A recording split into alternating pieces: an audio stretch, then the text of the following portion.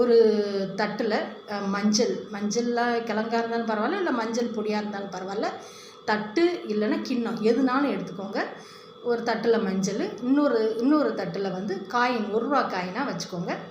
அந்த காயின் ஒரு தட்டில் வச்சுக்கிட்டு சாமியை நமஸ்காரம் பண்ணுங்கள். நமஸ்காரம் பண்ணிவிட்டு உங்களுக்கு என்ன ஸ்லோகம் தெரியுமோ அந்த ஸ்லோகம் சொல்லுங்கள். இல்லை திருப்பாவை தெரிஞ்சாலுமே திருப்பாவை படிங்க. படிச்சுட்டு சூரியோதய டயத்தில் 6 மணி அதை அனுசரித்து சூரியோதயம் வரும் பாருங்களா, அந்த டயத்தில் சூட தீபாராதனை காமிங்க. உங்கள் வீட்டில் பூஜை அறையில் இருக்கக்கூடிய சுவாமி படங்களுக்கும் திருவிளக்குக்குமே தீபாராதனை காமிச்சிட்டு அப்படியே போய் சூரிய பகவானுக்கு காமிங்க. சூரிய பகவானுக்கு காமிச்சு, அதாவது நீங்கள் இருந்த இடத்துலேருந்தே கிழக்க நோக்கி தீபாராதனை காமிக்கலாம். அல்லது நீங்கள் சூரியனை பார்க்குற மாதிரி உங்கள் வீட்டு பால்கனிலையோ இல்லை மொட்டை மாடியோ வாய்ப்பாக இருக்குது அப்படின்னா மேலே போய்